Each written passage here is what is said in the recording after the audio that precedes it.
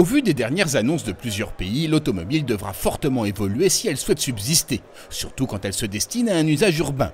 Voilà qui concerne tout particulièrement Smart, qui nous en présente une vision futuriste mais certainement réaliste à Francfort avec son concept Vision EQ for Two. La Vision EQ représente en fait la réalité de notre future mobilité en ville, espace urbain.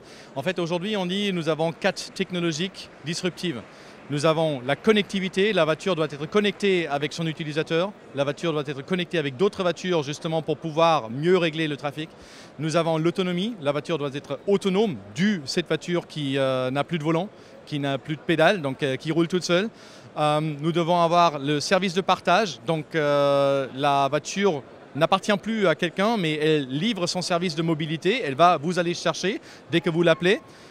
Et vous avez aussi la possibilité de partager ce trajet, cette mobilité avec une autre personne, puisqu'il y a un logiciel qui va pouvoir vous matcher avec d'autres personnes qui cherchent de la mobilité, un trajet. Et finalement, c'est l'électricité, l'électrique, donc la voiture est 100% électrique et roule donc proprement en ville. Ces 4 technologies sont réunies dans cette vision et nous, on pense que c'est effectivement une des dimensions du futur de l'automobile. Notons que Smart ne va proposer que des Fortwo électriques dès 2020. C'est une sorte de retour vers le futur car l'idée initiale de Nicolas Hayek, qui a imaginé cette petite biplace, était qu'elle soit purement électrique dès son lancement en 1997. Daimler, propriétaire de Smart, possède également la société d'autopartage Car2Go qui compte une flotte mondiale de 14 000 véhicules.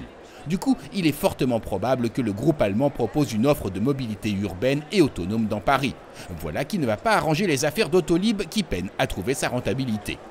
Nous, on cherche surtout des clients et on cherche des solutions de mobilité. Après, nous sommes dans un marché compétitif et je me réjouis de chaque autre offre qui est là parce que ça habitue le client mieux à ce genre de concept, d'avoir plutôt un service de mobilité que vraiment chercher une voiture précise. Le look de la Vision EQ apparaît très séduisant. Minimaliste mais ludique et travaillé tout en fluidité, il ne néglige pas pour autant les basiques de l'automobile. La voiture se révèle dynamique, bien proportionnée et solidement posée sur ses roues. L'habitacle se résume pratiquement à une banquette et afficheur transversal, mais une version plus étoffée ne déparerait pas sur une Smart de production. Nous avons des concepts que nous proposons qui vont toujours servir à plusieurs raisons. Tout d'abord, montrer une vision, montrer la forme que ça pourrait être. Bien entendu, nos designers qui doivent penser 10-15 ans en avance, ils essayent toujours des formes qui veulent anticiper le goût. Et je pense elle est déjà très proche d'une Smart d'aujourd'hui. Donc je pense qu'il y a certainement des éléments, si jamais nos clients les aiment, qu'on va pouvoir reprendre dans futurs modèles. La Vision EQ dispose d'une autonomie de 130 km, soit largement de quoi effectuer un aller-retour Paris-Roissy-Charles de Gaulle. Une sorte de métro presque individuel en somme qui risque de sonner le glas du métier de taxi.